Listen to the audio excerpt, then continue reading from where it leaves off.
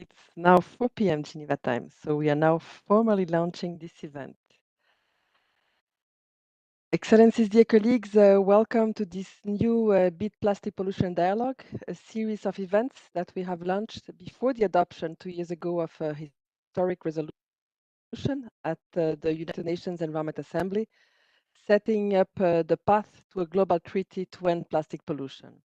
This series of dialogues making links with multilateral processes to tackle plastic pollution in Geneva and beyond is organized by the Geneva Environment Network in collaboration with the Basel, Rotterdam and Stockholm Convention Secretariat, the Center for International Environmental Law, the Global Governance Center at the Graduate Institute, IUCN, the governments of Norway and of Switzerland, the Forum on Trade, Environment and the Sustainable Development Goals, known as TESS, and the University of Geneva.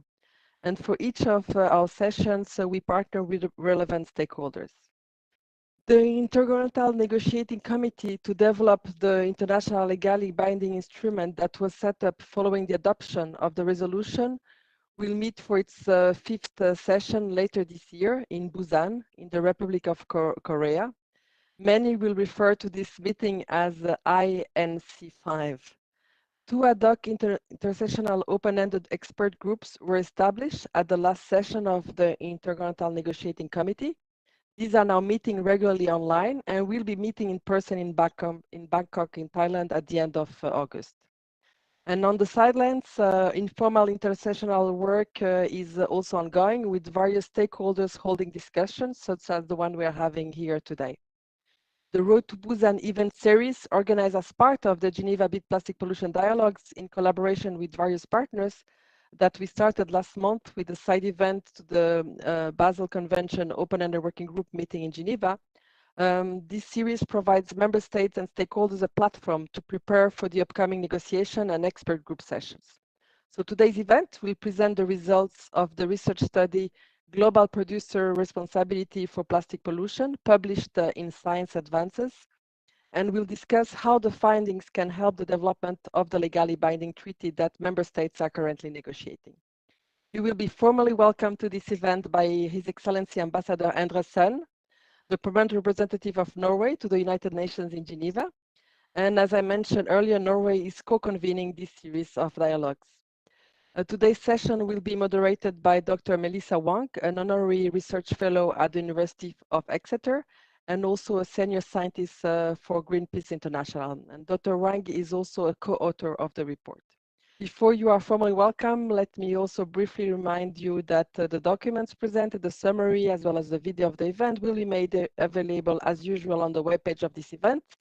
And throughout the event, you can raise questions by using the Q&A box. There's also an image explaining you how to find this Q&A box. And the transcript will be also available for his online in 100 languages, as indicated in the slide. So moving now to the opening of this event, we are delighted to give the floor to His Excellency Ambassador Endre Sun to formally welcome you. Excellency, you have now the floor. Thank you very much. And it's great to be with all of you. And I thank the Geneva Environment Network and its partners for bringing us together for this pep talk. I think it's important to keep the momentum up on this quite tight timeline that we have in front of us, to make sure that in Busan, our principals, the ministers around the table, know that there's a clear expectation out there for a binding agreement. And to say that at the very outset, I'm pretty optimistic that we will be able to deliver an agreement in Busan. Even as divided as the world is today, I think the problem that we're looking at here is someone that a lot of people realize that we need to do something about.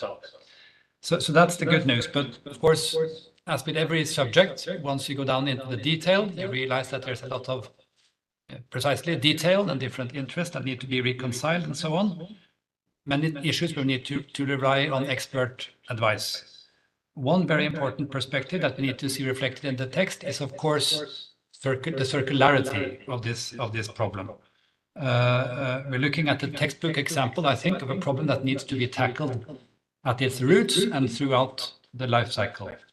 So what we do here from science is that the treaty that we're looking at must deliver a path to achieve these 5 outcomes. One, We need to tackle the root cause of the problem, make sure plastic production and consumption do not exceed sustainable levels. And 2, safe circularity of plastic products must be maximized. And 3, the end-of-life management of plastic waste must be environmentally sound. 4, emissions and releases of plastics must be minimized.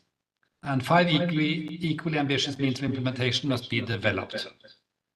So who are we going to hold responsible for all of this? Clearly, the polluters must be held responsible for their activities and products, also when these become waste. So extended producer responsibility schemes for that, adapted to national conditions, are an important part of the solutions, we think. So Norway and the High Ambition Coalition have called for legally binding measures across the entire life cycles of plastics to end plastic pollution by 2040.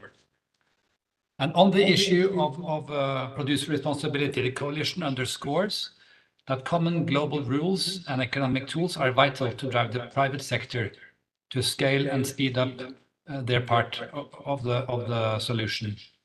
And I think that is an important point. Private sector action can only be leveraged in a big way once we have common rules across jurisdictions. And I can understand why that is an expectation from the private sector. Norway is of the view that the EPR modalities should be further developed on a sectoral and/or product basis. So our proposal on dedicated programs of work would be a good way, we think, to ensure relevant sector, industry, and expert input, so as to develop guidance for sectors such as packaging, textiles, agriculture, and fisheries, to name a few very significant sectors. Norway is proud to have been engaged actively in plastic for a long time. Over the last decade, we have pushed for a stronger global commitment to address marine plastic and plastic pollution with a new global agreement as our objective. We also participate in the WTO dialogue, an initiative that can bring, I think, important contributions from the trade side of things. So to conclude, friends, we all aim to conclude the negotiations on a historic agreement to end plastic pollution by the end of the year. We can get there with a combination of ambition, realism, and hard work. So thank you again for letting me open this important conversation. Thank you. Thank you, Excellency Ambassador Andersen, for your powerful opening remarks and unwavering commitment. Norway's leadership in addressing global plastic pollution has been instrumental from the very beginning. It was Norway that first introduced plastic pollution resolution to the UN Environmental Assembly agenda at its first session. Since then, the momentum has grown quickly, culminating in the mandate at UNEA 5 to convene the Intergovernmental Negotiating Committee, INC, for developing an international legally binding instrument on plastic pollution. Without Norway, we might not be where we are today in the INC process. Your Excellency, we deeply appreciate Norway's leadership in the INC process and the High Ambition Coalition. Thank you. Excellency, esteemed colleagues and friends, welcome to today's webinar, focusing on a critical aspect of addressing the plastic pollution, the global corporate and producer responsibility. Our discussion will be anchored by a recent paper published in a top academic journal during INC4. This event serves as a launch of the Road to Busan series, as Diana said, designed to provide valuable insights for the intersessional work and INC5. As we embark on this discussion, let's keep in mind the urgency of our task and the opportunities for change that lies before us. We are privileged to have an exceptional lineup of speakers joining us today from across the world and various sectors. The rest of this webinar will be unfolded in 3 parts. A presentation of the paper, Global Producer Responsibility for Plastic Pollution, by 2 of its co-authors. A panel discussion reflecting on the presentation, and a Q&A session. Colleagues and friends, I encourage you to submit your questions through the Q&A box at any time. Our speakers will address them directly or during the dedicated Q&A session. Now it's my pleasure to introduce our first speaker, Dr. Wing Kauger, the research director at the Moore Institute for Plastic Pollution Research and a visiting scholar at University of California, Riverside. He is the lead author of the paper we'll be discussing today. Wing, thank you for joining us today. Could you please share with us what motivated this research and the key scientific facts and findings, please? The floor is yours, Wing. Thank you. Could we go to the first slide? Thank you. Yeah, thanks a lot for this invitation. Really looking forward to talking with everybody about our recent paper published in Science Advances. You can go to the next slide. So I want to get us all started off on the right foot, framing what the problem of plastic pollution really is. It starts at oil extraction with raw material production, creating monomers, which are turned into polymers. Those polymers then are turned into plastic products that we use every day, cups, straws, for example. And then finally, there's an end of life, either disposal or leakage, which is pollution, plastic pollution getting into the environment. Pollution can happen at any step along this plastic life cycle. And really, we want to underscore that everyone has a role in solving the problem. It's not just one group of individuals, but our goal in this study was to look at how brands can be used to quantify corporate responsibility.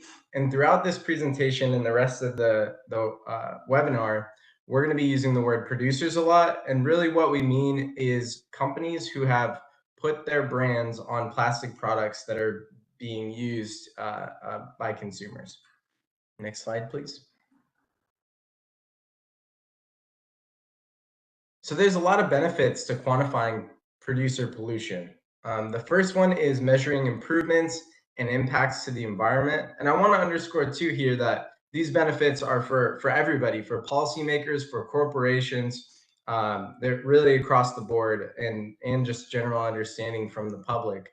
Also assessing the efficacy of corporate actions and policies, avoiding anecdotal finger pointing, shareholder reporting. On a lot of times shareholders want to see progress happening by companies, and funding initiatives. Without data, without information on what's going on in the environment, we really can't garner the funding that we need to make any progress in this space.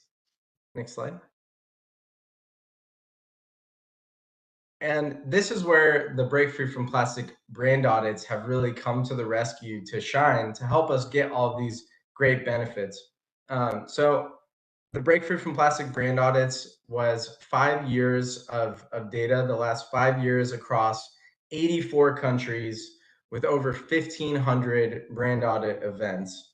This was conducted by dozens of independent organizations, and I can't stress how much I want to thank all of the volunteers that put in countless hours into making this data set. It really is the largest and best data set on brands in the environment that's available to science today. So I really thank them a lot. Next slide, please. And when they conduct these brand audits, they will go to an outdoor site like a beach, a park, a road.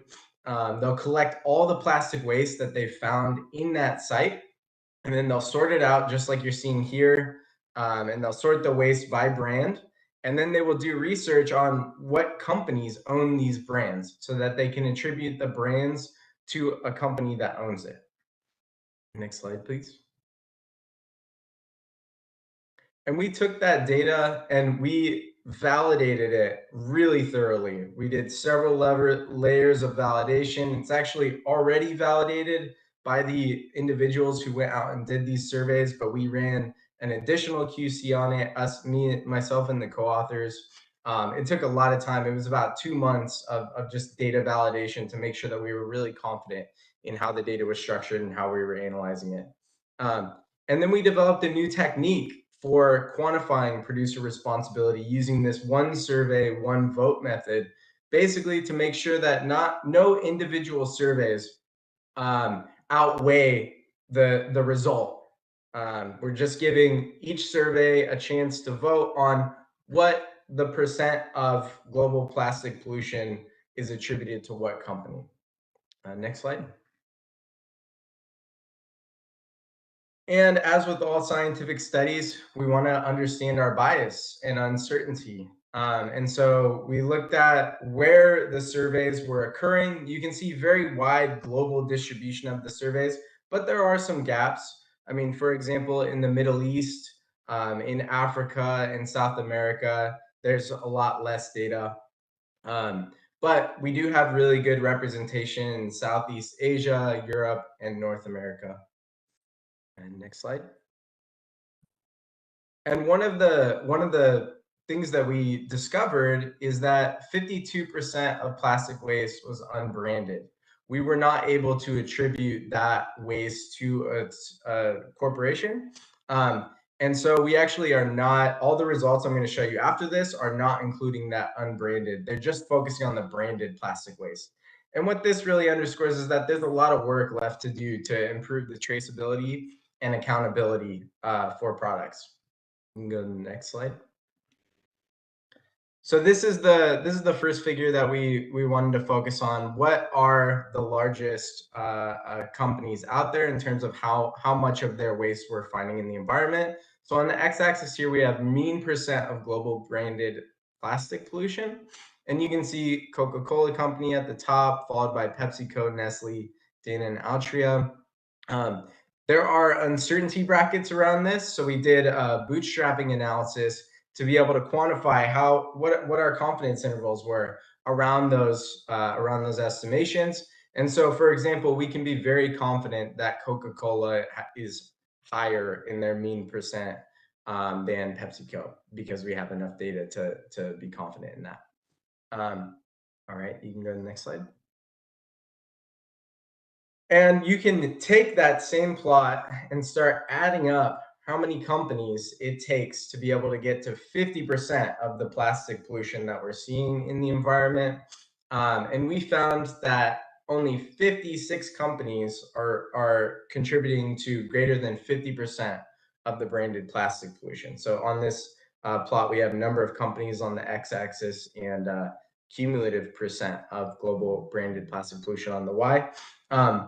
And also, only 5 companies are responsible for 20% of the plastic pollution. All right, you can go to the next slide.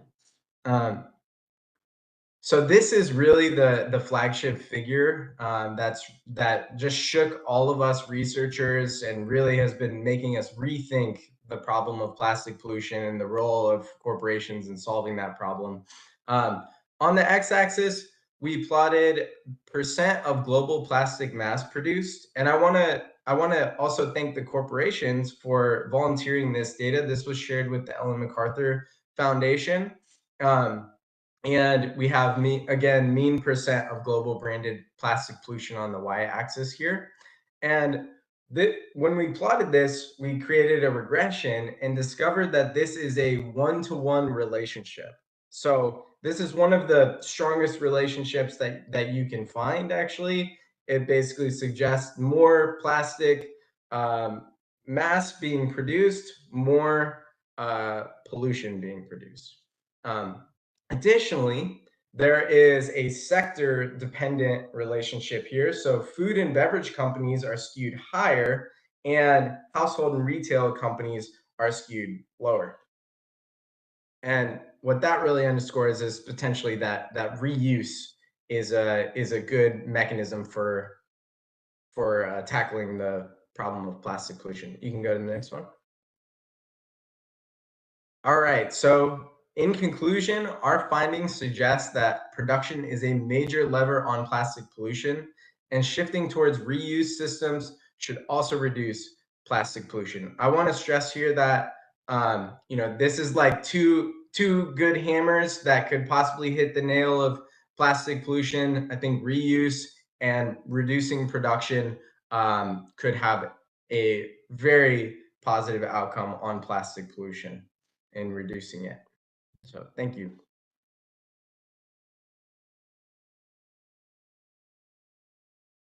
Thank you very much, Wing, for that very comprehensive overview of the research, reminding us the pollution and leakage throughout the whole life cycle of plastics, up from the extraction and production stage. You have also clearly demonstrated the potential of brand auditing as a powerful tool in addressing a key challenge in tackling plastic pollution, which is to identify the polluters and to quantify their responsibility. With the help of this tool, there's a clear pattern of a one-to-one relationship between production and pollution, as you have just demonstrated. So what's the policy implication of the scientific findings?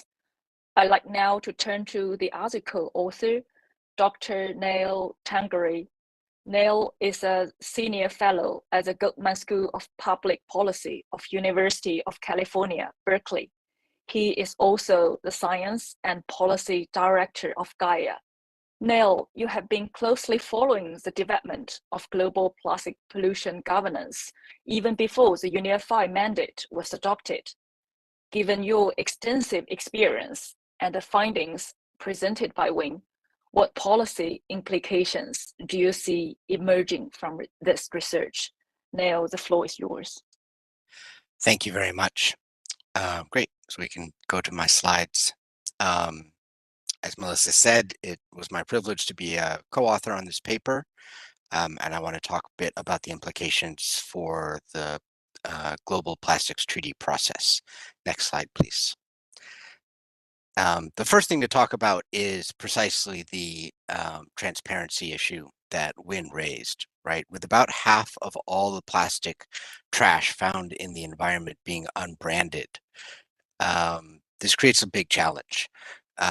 Some of these are unbranded plastic packaging, some are fragments of plastics that's been weathered, and others are nurdles, pre-production pellets that are spilled before they ever reach the consumer.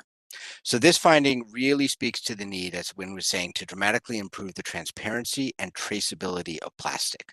When you hold a piece of plastic in your hands, you often don't know who manufactured it, what polymer it's made from, what are the additives. That creates huge problems for verification, for producer responsibility, for recycling and waste management.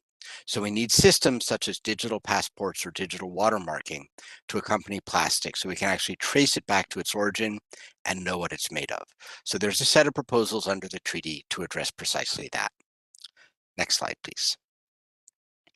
So this is really the flagship slide, as Win was saying. It's a really startling result because it shows this very clear relationship between the plastic mass used by each producer and its incidence in the environment. And this holds across many different countries, different waste management systems, different consumer habits, different geographies. It's a very robust result. So what this tells us, as Win was saying, is that one thing that we know is going to work everywhere to reduce plastic pollution is to reduce the plastic use. Next slide, please. And in fact, most of the global companies whose trash we found have made commitments to reducing their plastic use under the Ellen MacArthur Global Commitment. The total commitment is to reduce plastic use 21% by 2025. Unfortunately, none of those companies are on target to reach that goal. And in fact, the Ellen MacArthur Foundation tells us that overall use has not dropped since 2018. Most of the largest brands, those responsible for the most pollution, continue to actually increase their plastic footprint. So this tells us that the voluntary commitments that are being made are simply insufficient. And therefore we need regulation, and that's why we're in a treaty process. Next slide, please. So as His Excellency the Ambassador was saying, extended producer responsibility is one of the more popular policy approaches. There are more than 350 examples of EPR laws around the world and lots of variation in how they work. I'm not going to get into all of that here. But essentially, this pushes companies to take responsibility for their products and their packaging even after the consumer uses it.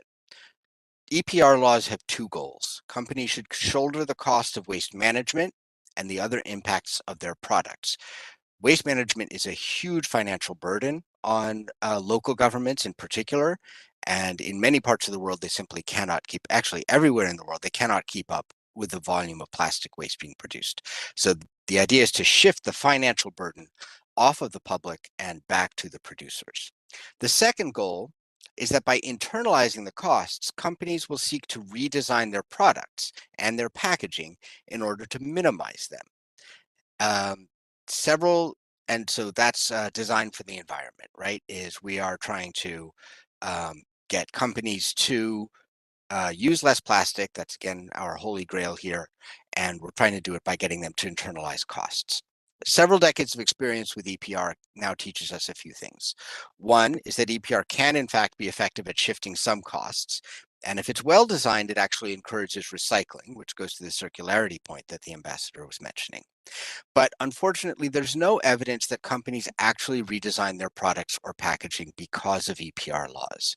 So while EPR is useful, it does not get us to that most ambitious and challenging piece on the primary challenge, which is using less plastic. Next slide, please. So meanwhile, plastic production is growing extremely rapidly.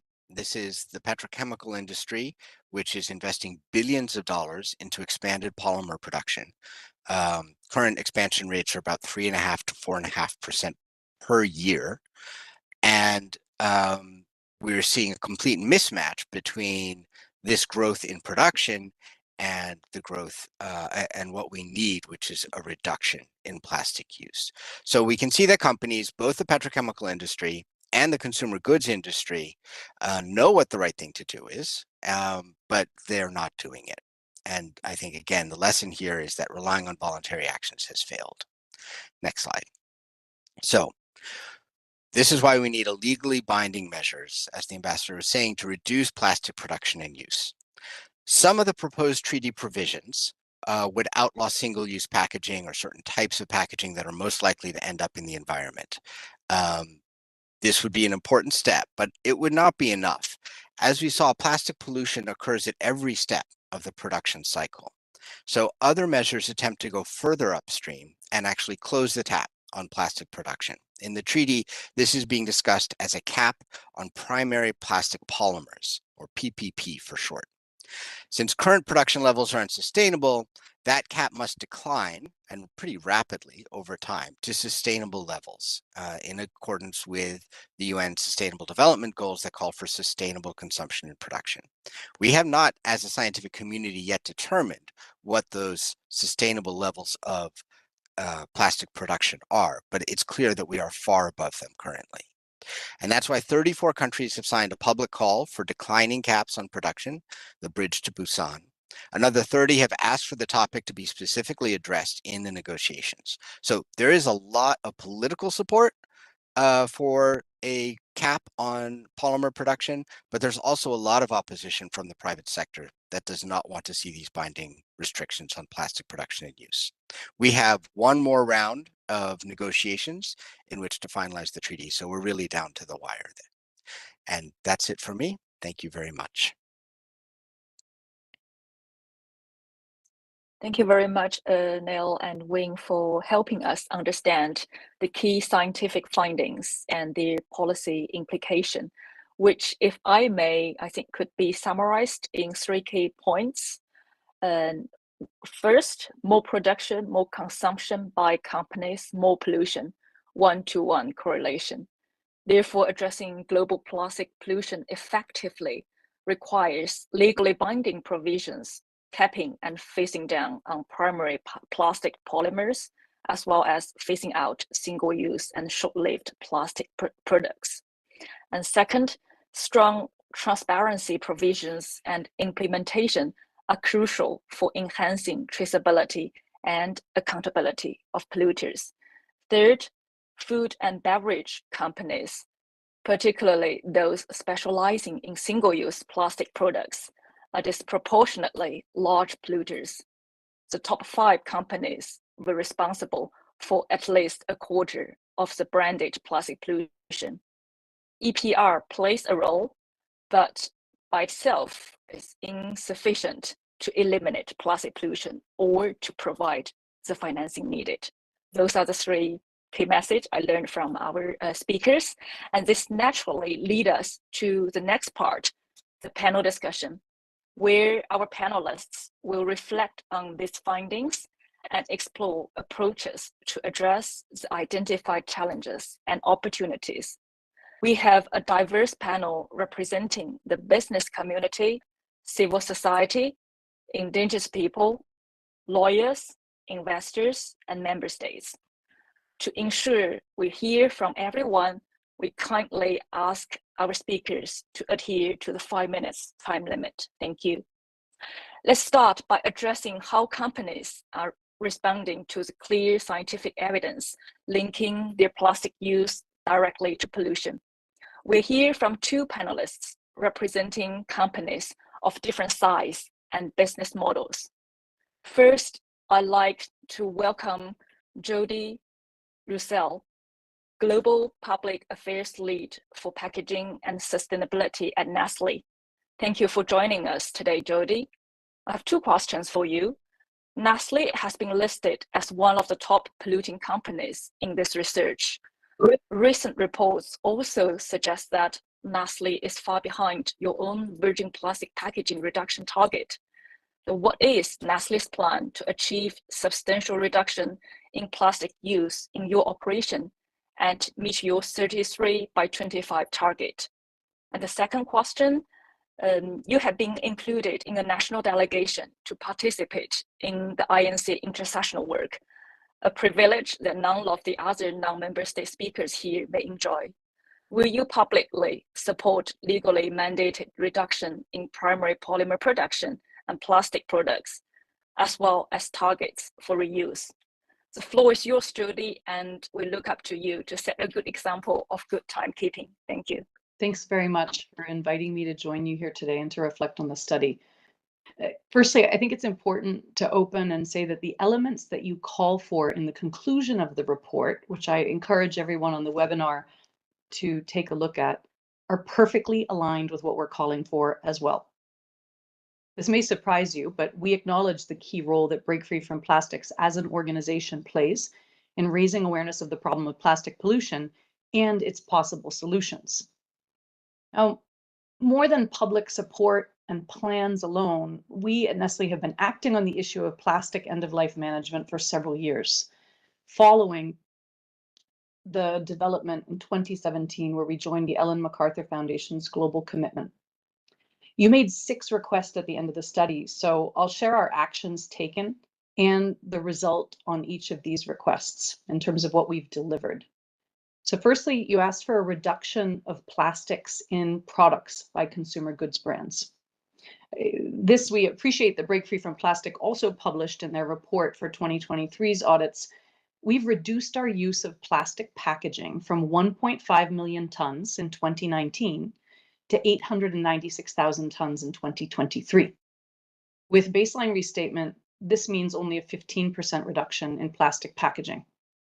But we've reduced in terms of thousands of tons a significant volume. Phasing out non-essential and avoidable single-use products. We launched our own negative list voluntarily for materials that were targeted for phase out. We've also phased out a number of avoidable products like straws and spoons and forks, as well as unnecessary plastic overwraps, without regulation requiring this. Safe and sustainable product designs. Nestle's developed industry-leading standards in printing inks, as well as recycling compatible packaging designs. We participated in the development of the Golden Design Rules for packaging at the Consumer Goods Forum that about 100 companies are using today to redesign their packaging and ensure it has value for the recycling ecosystem. And we've been implementing redesigns of our packaging since then. In terms of increasing reusability and repairability, the 4th request by the study, we have several businesses that sell not only coffee machines, and not only coffee, but also coffee machines, and we aim that all of our machines will be repairable. So for example, our Nespresso brand operates a take back and repair business model. We refurbish and we sell secondhand machines. And today those secondhand machines can be purchased in 10 countries. 60% of our coffee machines are made with recycled plastic today. And lastly, in terms of recyclability, We've been very busy internally redesigning many of the types of food and beverage packaging that we use and working closely with our packaging suppliers on this. So as of the end of 2023, 83% of our plastic packaging and 92% of all of our packaging, glass, metal, paper, was designed for recycling. We also invested over 220 waste collection projects globally. And in many countries, we collect more packaging than we put on the market through our voluntary collection programs. This is in countries where national legislation for waste management isn't yet in force. We also redesigned how we communicate to the consumer by leveraging the back of food packaging, rolling out clear and nationally appropriate guidance on what responsible end-of-life management looks like, depending on the infrastructure.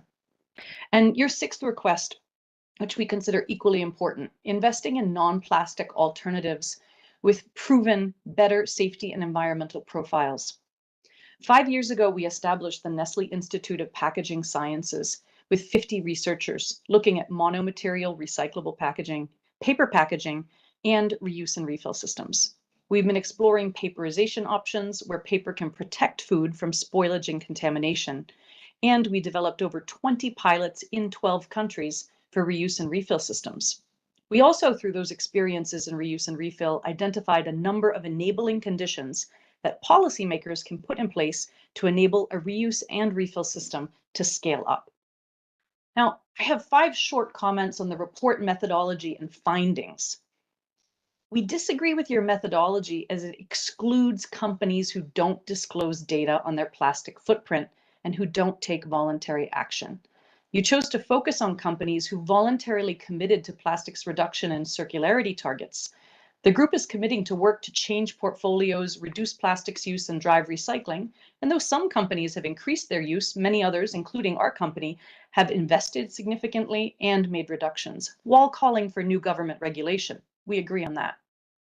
Secondly, the data conclusions can be confusing as it doesn't show change over time, with collection events from a 5-year period all grouped together and not separated by year, which would show the results of reduction in plastics use. Even Break Free from Plastic has observed fewer and fewer pieces of Nestle packaging collected in its audits. In 2020, we were in the top 5 list in 18 countries, and in 2023, only in 5. The study's average of 3% of pieces for Nestle's performance might distract the reader from the actual scale of what's being collected. In 2023, there were 41 country audits. Nestle packaging was found in 33 of these countries. And in only 5 countries was Nestle listed in a top 5. In Australia, this was 16 pieces. In Chile, 21 pieces. And in Canada, 5 pieces. This represented 6%, 5%, and 4% of all litter collected with a brand. The absence of brands on 52% of the material collected is a strong justification to require well-designed and mandatory extended producer responsibility legislation for all goods put on the market, produced domestically or imported by their manufacturers or importers. This would ensure a fair financing of collection and end-of-life systems by all market participants. So in closing, what we all need are system solutions, government policy and laws, harmonized design standards for consumer goods packaging, and consumer engagement for both reuse and recycling systems. But no one actor can do this alone. Our people at Nestle care about this, the communities we work in care about this, and governments care. And we at Nestle are determined to be part of the solution, not part of the problem. Thank you.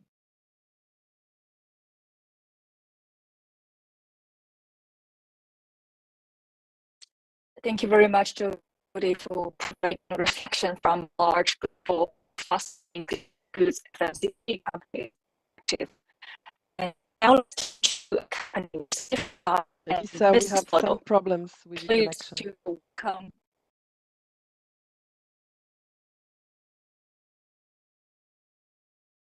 Okay, can I be heard now? Yes. Yep. Yes. Oh, sorry, colleagues. Now let's turn to a company with a different size and business model. I'm pleased to welcome Sarah IGU, the CEO and founder of Blueland, a USA headquartered company pioneering reuse and refill solutions. Sarah, we're eager to hear about your experience Could you please share with us what motivated you to start Blueland?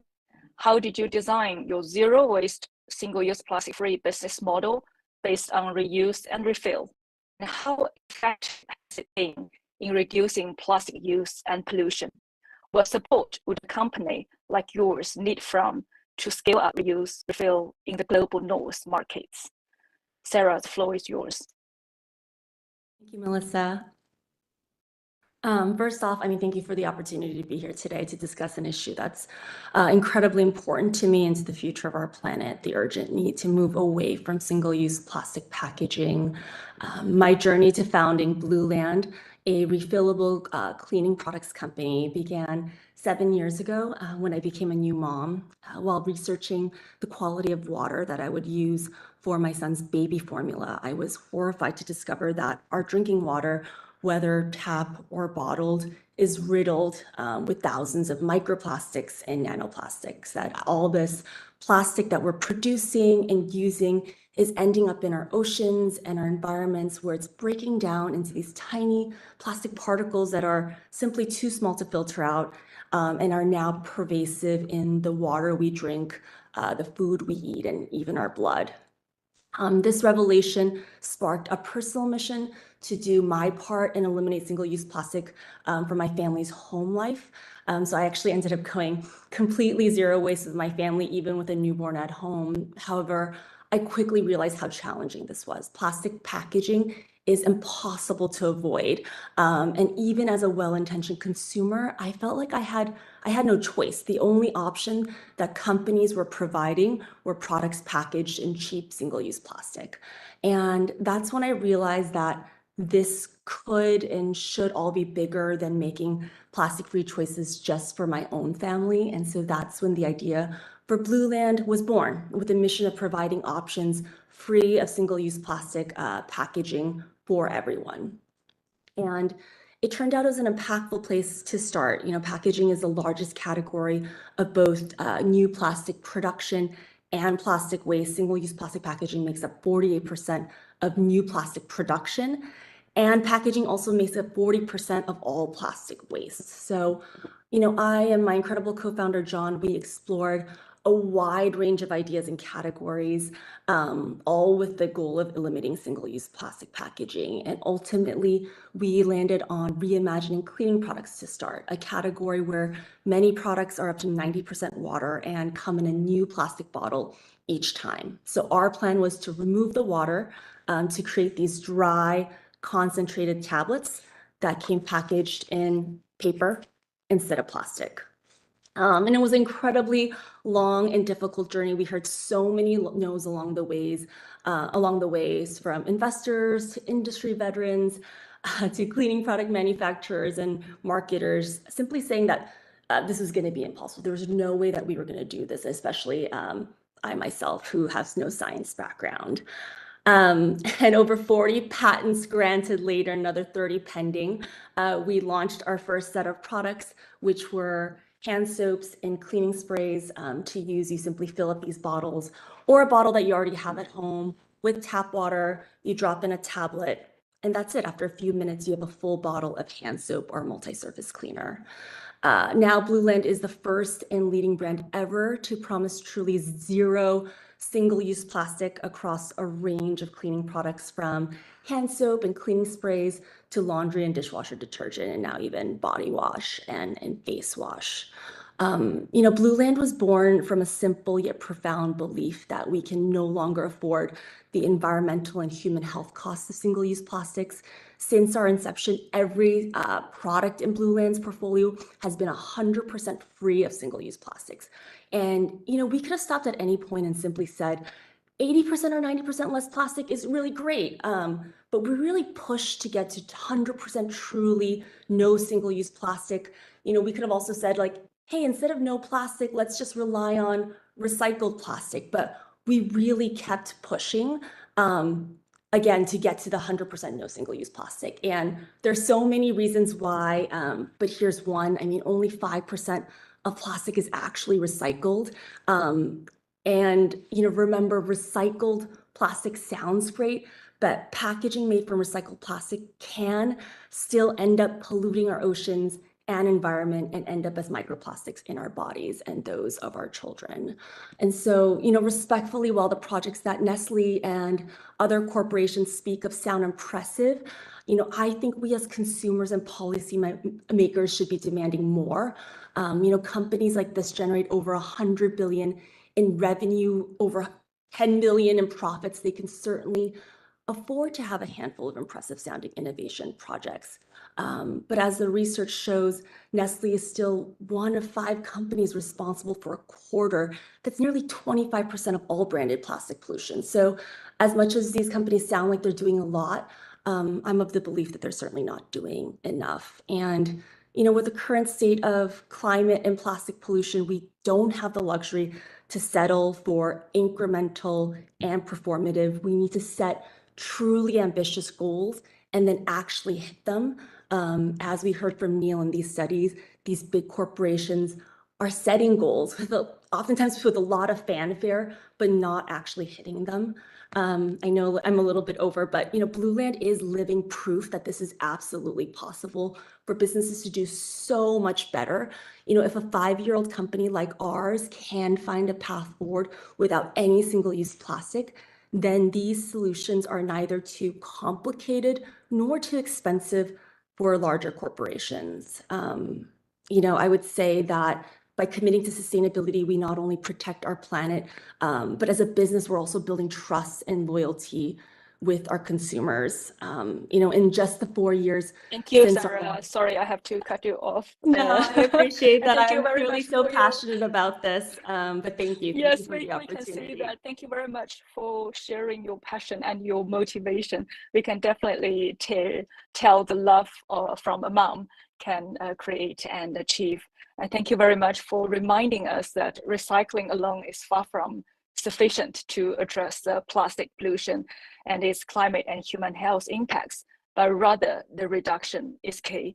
Your business demonstrates the financial and economic viability of reuse and refill, and showcasing the synergy between environmental protection and business innovation in the global north. Thank you. Now let's broaden our perspective to include experience from the global south. I'm delighted to welcome Rahiyang Nusantara, the Deputy Director from Diplastic Indonesia, an NGO promoting reuse in Indonesia. Rahiyang, we are eager to hear about your reuse work in a very different national context. Could you please share with us how has your work in Indonesia implementing large-scale reuse models demonstrated a viable alternative to single-use plastics, its effectiveness in reducing plastic use and pollution, and what support is needed to scale up reuse in Indonesia, in your region, or more broadly in the global south? Rahiyang, the floor is yours. Thank you so much, Melissa. To put a national context from one of the global south countries affected by plastic pollutions, my country, Indonesia, one of the key challenges contributing to plastic pollutions in my country is the widespread use of sachets and other single-use plastics. While these plastics are popular due to their convenience and affordability, they come at a cost, a big environmental cost. I believe transitioning towards reuse and refill systems presents ethical solutions. For existing initiative in the Greater Jakarta, 33.5 tons of plastic waste from cosmetics products have been avoided just from these 3 small startups last year with a limited surface area. Imagine if this enforced nationwide, we can significantly reduce the amount of plastic waste, especially sachets. Dear Plastic Indonesia, a nonprofit working on advocacy to promote single-use plastic bans and also reuse systems, is co-convened the Reuse Special Interest Groups, a groundbreaking initiative that unites stakeholders from startups, MSMEs, and civil society from Indonesia to promote reuse and refill solutions. One of our key victory is collectively influence our FDA to enable reuse and refill model for cosmetics. FDA's recent regulations specify to oversee the production and distribution of cosmetics by encouraging the distributions of cosmetics products like shampoo, body wash, and hand wash through refill stations. These regulations also prioritize the sustainability by reducing single-use plastic waste and promoting the refillable containers. In my country, reuse and refill initiatives have successfully reduced waste through collaboration with small communities, grassroots communities, and event-based reuse systems. Even they work with micro retailers like mom and pop shops in promoting reuse and refill models, underlining the potential of daily essentials that generate minimal waste. I believe this collective endeavors will showcase how community can drive solutions and change in combating plastic pollution, as well as also climate change mitigations. The reuse business in Indonesia has significant potential for growth in reducing the accumulation of single-use plastic waste in the environments. There are some opportunities to scale up reuse work to even a greater extent in Indonesia. One is the blended financing and shared infrastructure, especially washing facilities and reverse logistics to meet the cost efficiency opportunities. I think if this happens, prices can be cheaper and more competitive with the single-use plastics. And also the other opportunities is to develop a procurement systems, at least for the government procurement, to acknowledge reuse and refill business within the government activities. And then stakeholders' commitments. Producers, either FMCGs, manufacturers, plastic producers, need to strengthen their commitment to significantly reduce single-use plastic through reuse to comply with our regulations on waste reduction roadmap, as well as FDA standard on refilling cosmetics. And we also have a discussion on upcoming regulations on the processed foods. Some FMCGs in Indonesia start exploring reuse and refill for their initiatives. And I want to also appreciate Nestle, who already collaborate with one of the Indonesian startup to distribute one of the Nestle product in the reusable containers and also returnable containers. But unfortunately, the pilot phase is only happened for a few months. And we're expecting more. We need more time to explore how the return rate can be increased, how the consumers can be increase their desire on the reuse systems. And because in my perspective, and this is also my appreciation to Nestle, what Nestle built in Indonesia with one of the startup, the reuse startup, is the actual, the reality of the reuse system model. So this is the story that we want to expand, and we want to influence our government and other FMCGs, that this is the actual reuse system that we want, that this is the actual solutions that can reduce significantly the single-use plastic pollutions. That's all from me.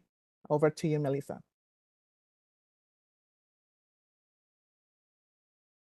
Thank you very much, Rahyang and Sarah, for demonstrating that large-scale reuse does not only provide substantial environmental benefits, but also serves as a viable business model with proven success and enormous potential in both the global south and global north. You've also highlighted the importance of creating an enabling environment to scale up this business model, including but not limited to national policies, which we will invite other panelists to provide their reflections. So now, without further ado, let's move to our next speaker, Frankie Orona, the Executive Director of Society of Native Nations, an intertribal nonprofit dedicated to preserving indigenous spirituality, culture, and way of life. Hi, Frankie. What kind of plastic pollution impacts are you experiencing in your and other indigenous communities? How has your community responded to that? And in your view, what shall the polluting companies do, and how can the INC process help your community? The floor is yours, Frankie. Thank you. First and foremost, thank you for inviting me into this space. I want to speak on the plastic crisis and the global producer responsibility from an indigenous and environmental justice community perspective.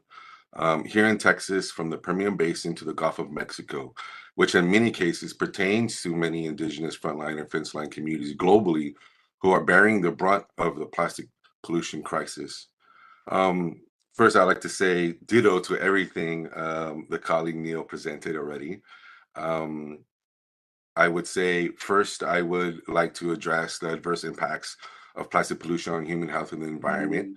Here in Texas, the petrochemical industry is a major source of plastic production. The extraction of fossil fuels and the chemicals for plastic feedstocks pollutes our air, water, and land.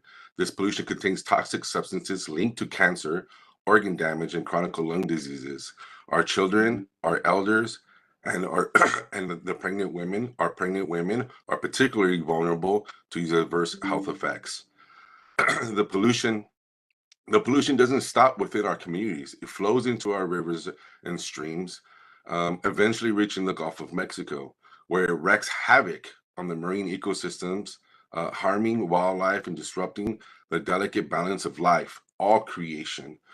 This environmental degradation directly affects the many who rely on the rivers and the Gulf for sustenance and livelihoods. It also negatively impacts the culture, spirituality, and way of life of Indigenous people who have inherent rights to a healthy and sustainable future for all generations yet to come.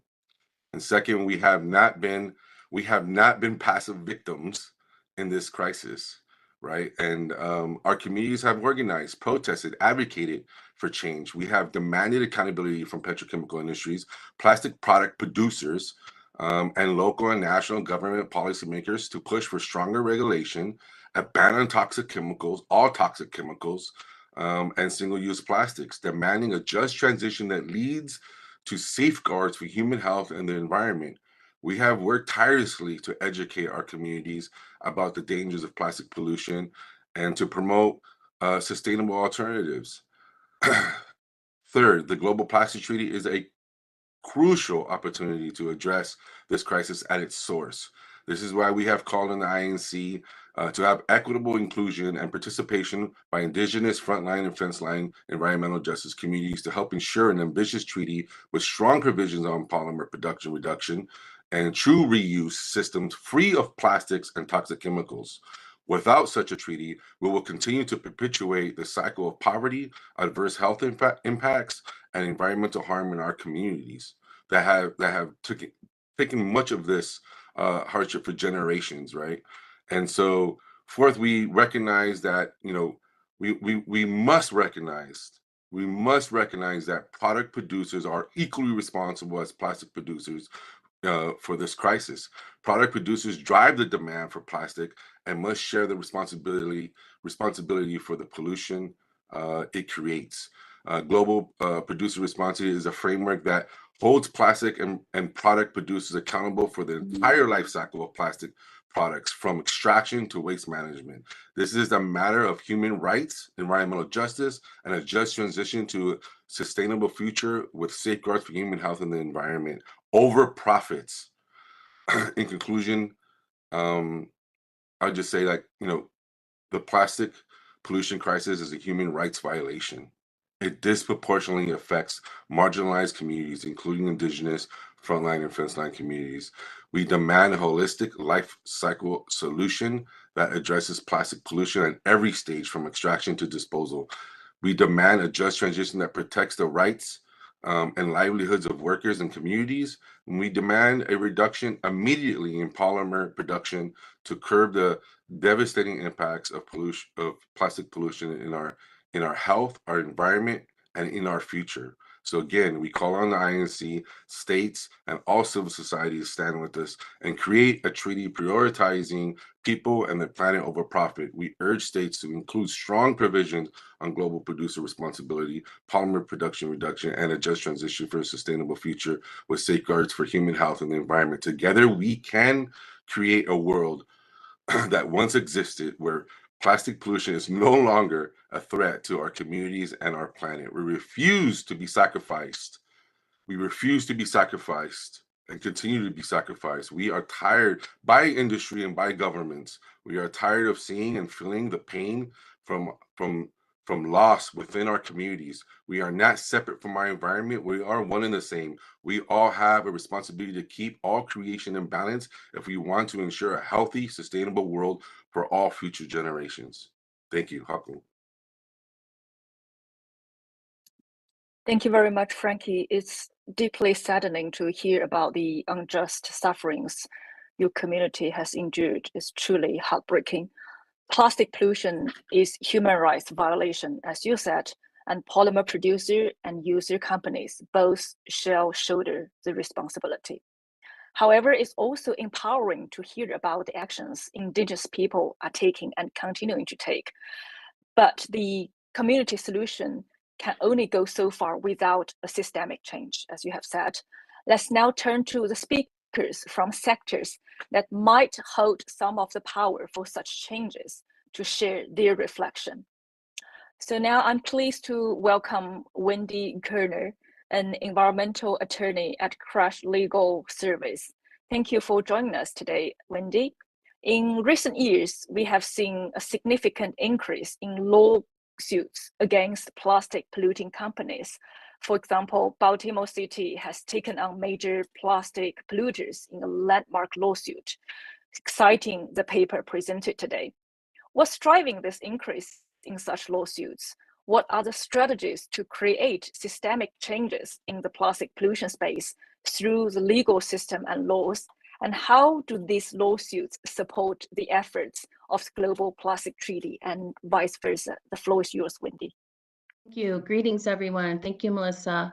If I could have the first slide, please, Harvey, for the presentation. I'm delighted to be here zooming in from the mountains of Colorado. I'm also an advocate of Blue Land. I had to go grab my hand sanitizer. So thank you for that. The mission of our Legal Environmental Advocacy Force, also known as LEAF, is to use legal pathways to preserve and restore the natural environment and protect public health from these corporations that are polluting for profit, and we're particularly when it comes to environmental justice, communities, and children. So why are we suing the plastic industry? Well, simply put, corporations have been making millions of tons of plastics for decades, and we can't manage the waste. Recycling is not a solution. First of all, it's not economically viable, and it creates massive amounts of microplastics through the process that are being discharged into our waterways. So because corporations continue to overwhelm us with plastic, the floodgates have opened, and a truckload of trash is being dumped into the ocean every minute, and some of it ends up on our beaches. Next slide, please. And for someone like me, for some crazy reason, who cares about the planet, and when I'm leaving our children and future generations, that is not acceptable.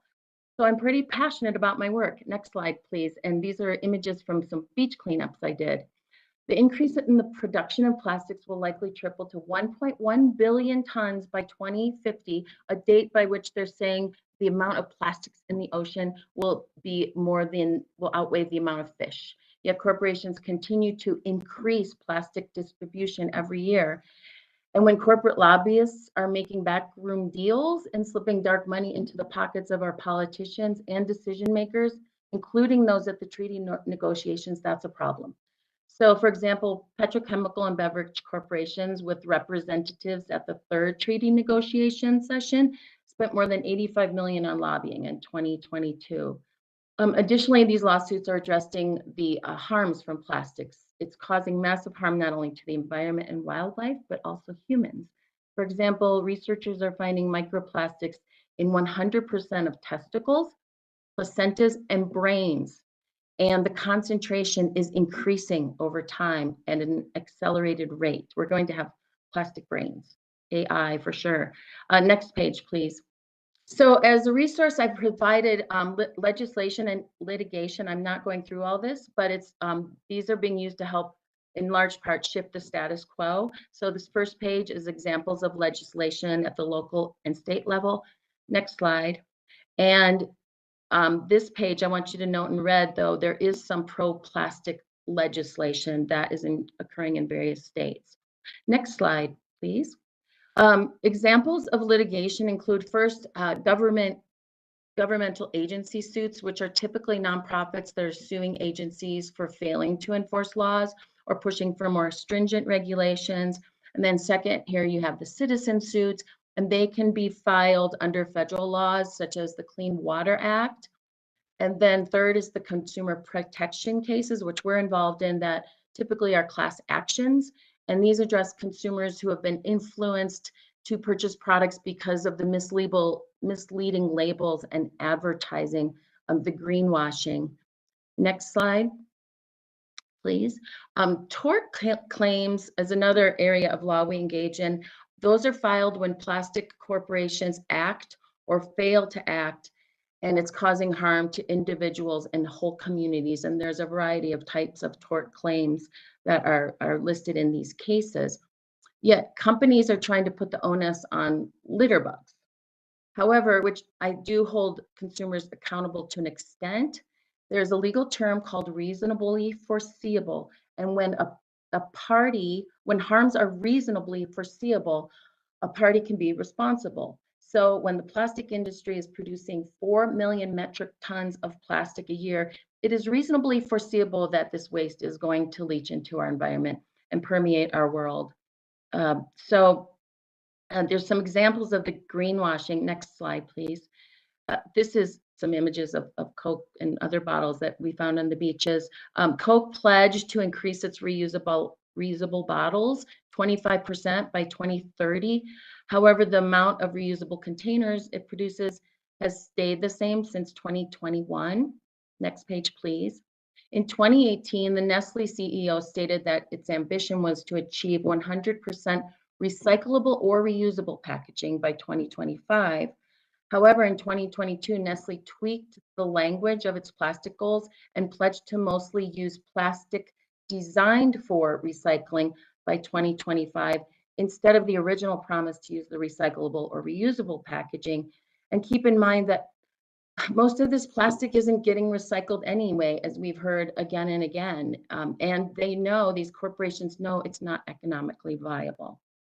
Next slide, please. So finally, I did also want to share how litigation is supporting the treaty negotiations. I was researching the Montreal Protocol, which was a very successful treaty that virtually stopped the production of the CFCs, the chlorofluorocarbons that were destroying the ozone layer. And despite the efforts of industry to hinder those negotiations, the mounting scientific evidence and growing public concern led to the signing of that Montreal Protocol. So I wanted to share finally 4 ways that litigation can help overcome the influence of corporations and uplift the plastic treaty. So first of all, we're all about increasing public awareness, illuminating the public, which also, number 2, will put pressure on our policymakers to take regulatory action. But this also underscores the gaps in existing regulations, which can highlight the need for these international treaties. Number 3, by holding these manufacturers accountable, we're highlighting the need for corporate responsibility in these environmental matters.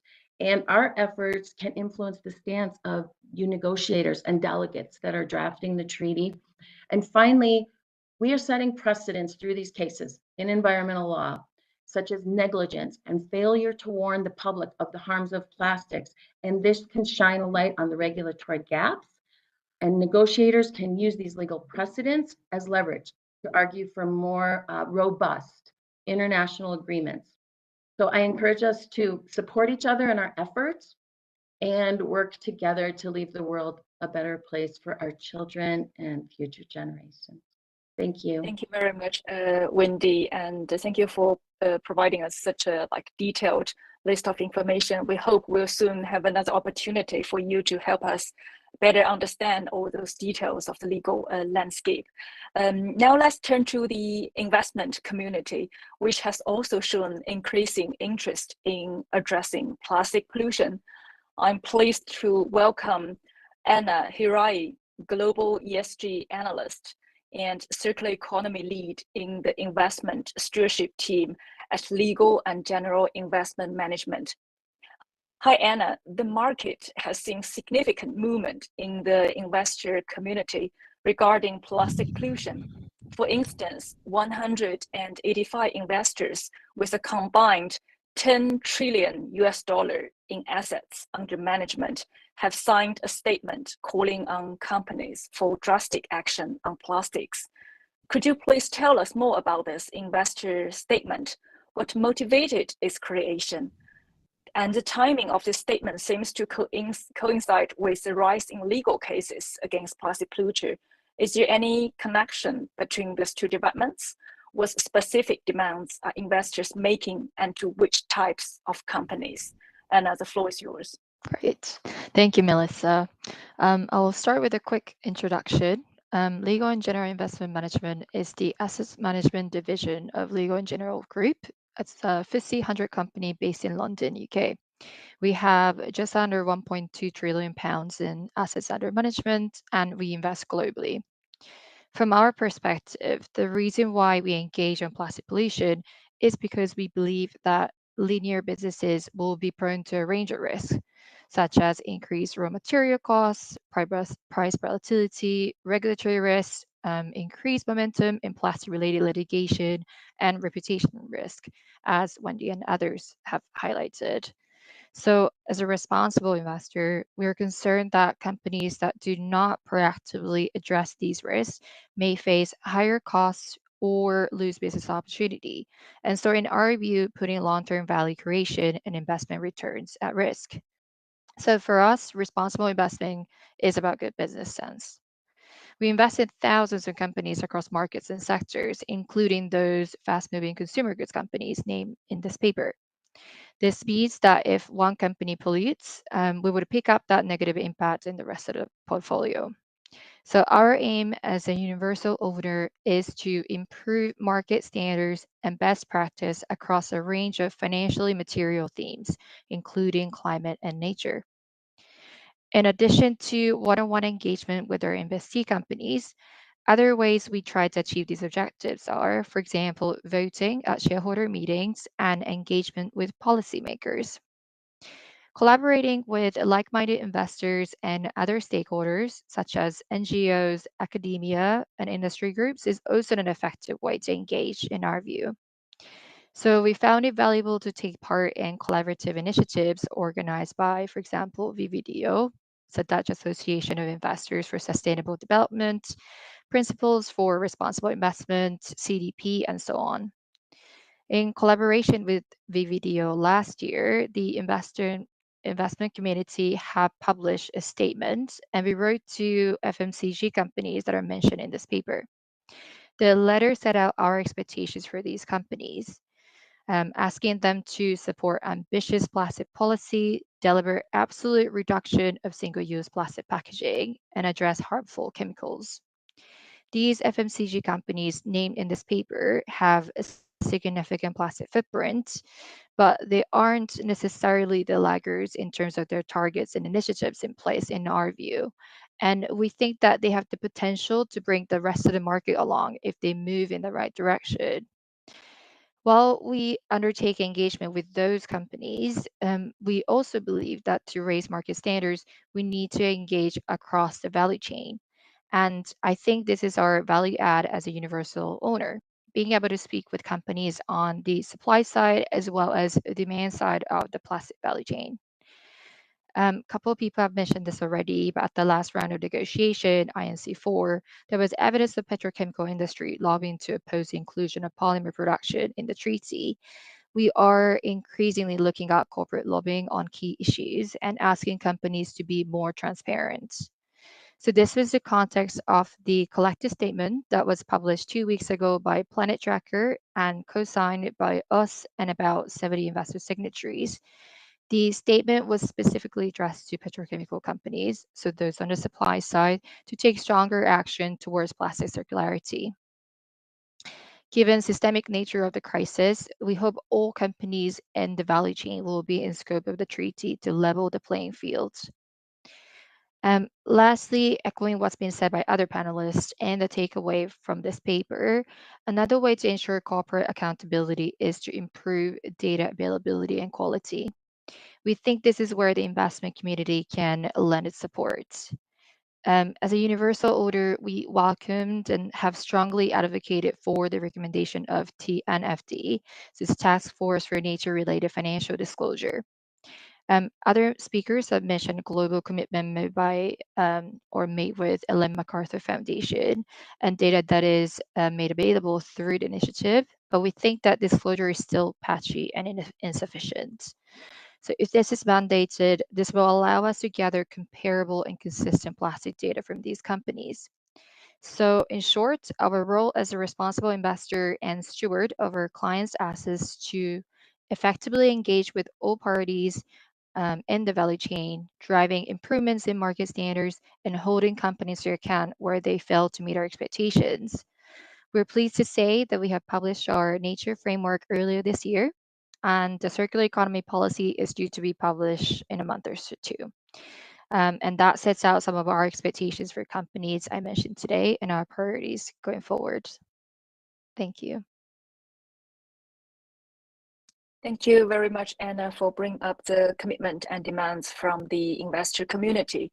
The flow of capital is indeed close to many hearts, and we believe the investor initiative will catalyze further dialogues and actions, both within and beyond the INC process.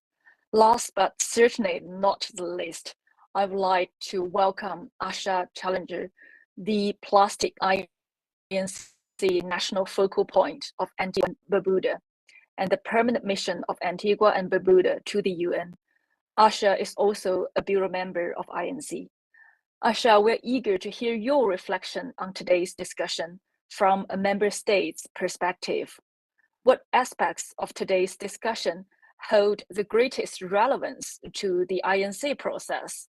What and how can the various communities, sectors, and stakeholders we've heard from today most effectively can contribute to the INC's work and the establishment of an effective global plastic treaty? The floor is yours, Asha. Thank you very much, Melissa, and good day to all. It's been a pleasure being part of this panel discussion and hearing the presentations that we all just heard. And thanks for having this meeting. I think these sorts of discussions are very useful and needed as we sort of coalesce our ideas heading in and understand each other's positions as we move ahead to INC 5 in Busan. We still have a lot of work to be done, and I think these discussions can help move us further along towards delivering what we all want, which is an effective, ambitious, and future-proof agreement that will, you know, for our communities and future generations. So I'll sort of just pull points from some of the presentations that we've heard.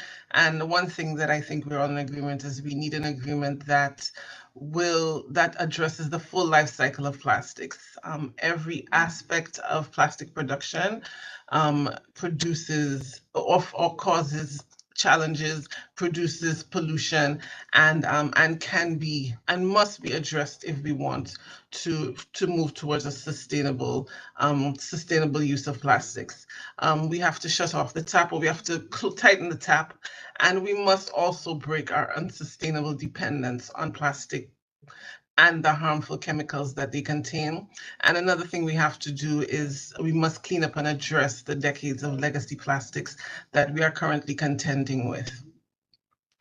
Regarding the report, thanks very much to the researchers and the scientists who have come up with this very, very insightful and interesting information. Throughout the INC process, you will hear delegates talk about the need for scientific backing in order to make sound and informed decisions. So we welcome these sorts of reports and this sort of extensive work across all areas of the globe and reporting back on the findings in terms of the brand audits. And this is very, very interesting and useful. And also it's highlighting that circularity is one of the answers to the problem and towards ending plastic pollution as we mandated in 514. It was very interesting to me where it said that 50% of the plastic is not branded. So this leads directly into the need for transparency. And this is just one of the aspects of transparency where we need to understand where the pollution is coming from, who produces it, and also what's in it. So that's something that I know we will be trying to address and ensure that the agreement tackles Extended producer responsibility was also mentioned a few times, and this is also a way that we can reduce the waste burden on communities and governments. And it was said that there's no government that can adequately carry this burden. And I think it's more so in smaller communities where extended producer responsibility doesn't seem to really, it seems to be more of a circular collection scheme, but in terms of more large scheme benefits, smaller communities and smaller and developing states like Antigua and Barbuda, we're still hoping for a greater understanding of how these can specifically address some of the most burdensome costs of plastic pollution. We also welcome the discussion of other policy inputs. Single-use plastic bans, and Antigua and Barbuda has done this, and it's been quite successful, but we're also looking to others. The agreement has aspects of, or lots of proposals on other policy inputs, reduction in subsidies, there's introductions of fees and taxes that are being discussed, and all of these we need to really think through and to see how perhaps we can take from different measures in order to fully operationalize the polluter pays principle. It was also very interesting listening to the producers, Nestle and Blueland.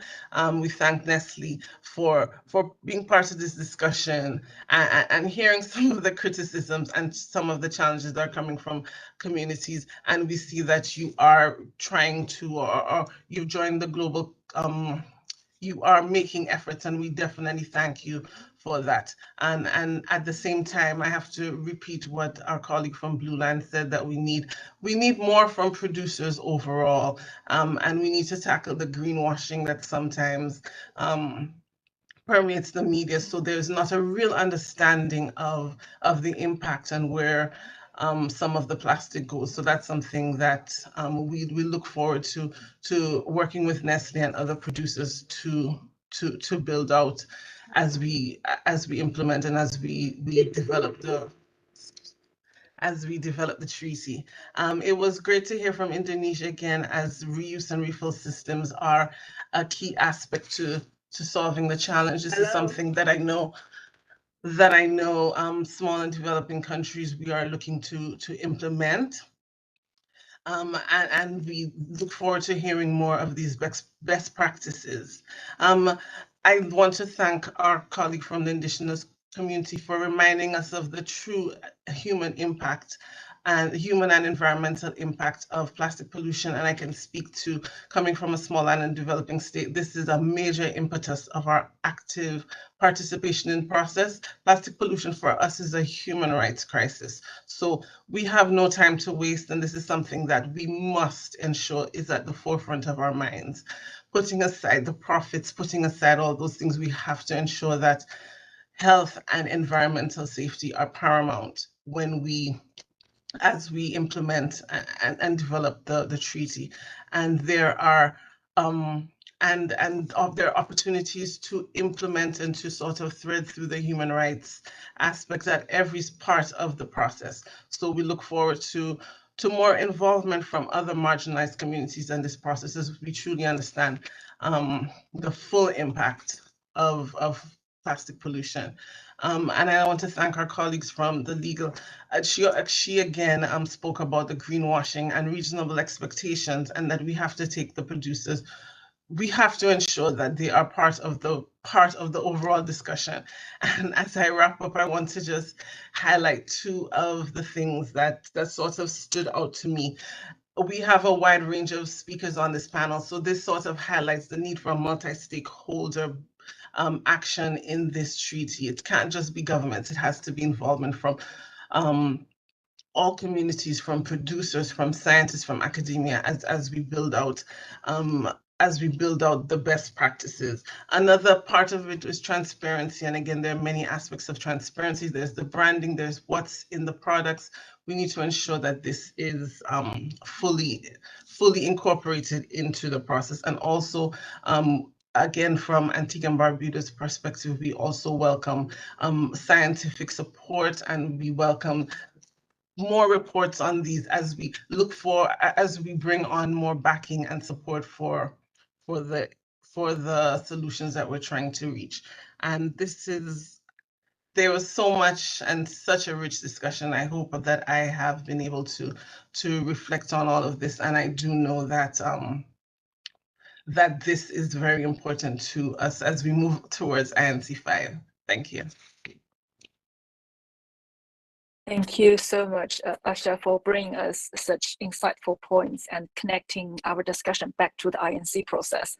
I captured a few key words like reduction, safe circularity, transparency, responsibility, human rights, and no greenwashing. And also like to take the chance to express my sincere gratitude to all of our panelists, Jody, Sarah, Rahyong, Frankie, Wendy, Anna, and Asha for bringing unique perspectives and context to our discussion. I can see the question box has been very active and many of our speakers have already been responding directly. Thank you very much for that. We might have time for one, no more than two questions, and my colleagues have suggested a question for Wendy, which is, could you please speak to the potential legal risks you are seeing for companies that continue to use single-use plastic packaging despite, and what kinds of legal repercussion you anticipate for companies that don't reduce their plastic use as the science recommends? Wendy, would you be able to answer that in 2 minutes? Sure. Well, I think a major the major point is that the scientific research progresses and they're able to detect not only the microplastics, which are smaller than 5 millimeters, they're now being able to detect the nanoplastics. And those are breaking the blood-brain barrier. They're invading our bodies and every organ and tissue. So that is going to be critical. So not only are there going to be property damage type pollution claims, but it's very likely, with research coming out almost weekly, that there are going to be claims related to the micro and nanoplastics invasion of our body and harms to our health. But they're not quite there yet. And also the technology is growing that is able to find the footprints that link these nano and microplastics back to the supply chain to the petrochemical companies. It's a very rare occasion in which they can do so. There's some examples which I don't have off the cuff, but so I think the research, the scientific research is illuminating those harms, and those will be the next series of claims that arise. I mean, they're in our children, they're in fetuses, they're in their bodies, and that there's already harms linked to animals that are quite pervasive, and it's only going to increase with the increase in plastics in our world and the microplastics and nanoplastics increasing in our water and atmospheric depositions. Thank you, Wendy. I know there are a lot of questions there, and they are all very valuable. If I may have the indulgence of the speakers, organizer, and audience for maybe 2-3 more minutes, we have another question, and I promise this will be the last one in the Q&A session, which is for Asha. The plastic treaty is not likely to contain language addressing reduction in plastic production, and will more likely be a first step in creating a COP-type process that will go on for decades. When do you think reductions in plastic production will effectively be implemented and enforced while, for example, trade sanctions? Asha, if you may help us answering that in 2 minutes, that would be great. So I can't answer that very detailed question specifically. I can say that there are countries that are committed to working for a most ambitious treaty. I can't say what that will look like. I do know that we're committed to, like I said, full life cycle approach. So addressing production in some way. We're also very interested in a treaty that we can ratchet up ambition as needed. but we have a lot of work, and Antigua and Barbuda is committed to doing as much as we can to bring us the treaty that we need. We don't have a lot of time, but there are ways to ensure, and I take your point that, you know, a COP-style treaty that will take decades, that's not what we want. We've learned our lessons from there, and there's strong coalitions of states, SIDS, there's the High Ambition Coalition, there's the signatories to the Bridge to Busan. There's a strong coalition of states who are working hard to try to secure the sort of treaty that we want. So I'm going to leave it on an optimistic note, to hope that we can get something that we can build out that won't take decades. The legal process or the treaty making process on its own takes a long time, but we do, and from SIDS and Antigua and Barbuda, we have highlighted that we don't have the time, especially as we highlight the impact of legacy plastics on our communities. These need to be addressed yesterday. So I can commit to us pushing and encouraging as much as possible to address the full life cycle of plastics as needed. Thank you. Thank you very much, Asha, for reminding us again the urgency of the problem and for your commitment.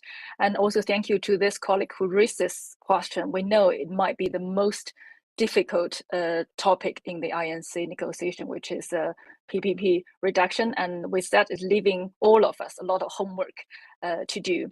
So we have noted down all those questions, and colleagues, please do not hesitate to outreach to our speakers directly if you have specific questions. It's such a privilege to gather such a great group of speakers today with all kinds of expertise and insights. The take-home message is very clear. More production, more consumption, more pollution. So reduction is crucial for an effective plastic treaty. And reuse serves as a viable business model with proven success and enormous potential in both the global south and global north, which should be encouraged with better enabling environment. And finally, stakeholders across sectors are collectively calling on polluters to shoulder their responsibility and fundamentally shift their business operations to a truly sustainable one anchored on reduce and reuse. If not, they will be risking reputational, legal, and capital loss. The INC Intersessional Expert Group work has recently started, and we hope the perspectives provided here will inspire discussion and solutions, leading us to a successful INC fight. Just before closing, I would like to hand it back to Diana to give a final quick announcement of other upcoming events. Over to you, Diana. Thank you very much, Melissa. Thank you to all the speakers who have engaged today, and also to the participants who join us both here on WebEx and on our social network platforms. So warm thanks to all, and indeed discussions continue. Not only are we having our next event here as part of this series early August, on the 7th of August, but many other stakeholders are also having a series of events that you can find on the last link that was shared in the chat. So you have here on the screen the announcement of our upcoming event, which is taking place, as I mentioned, on 7th of August, where we are going to discuss potential approaches to plastic products and chemicals of concern in the Plastics Treaty, which is exactly what is also being discussed in the expert group 2 that was set up at INC4. So with that, again, warm thanks to all, and visit the webpage that has been sent, because other stakeholders are also having interesting discussions for who is preparing for this important negotiation. As we have heard a lot of important keywords that you have summarized, and I don't want to repeat what you have said, but really warm thanks all for your engagement, for being part of this. And if you found this session useful, you can share the link of the webpage where you will find the video of the event. Many thanks to all.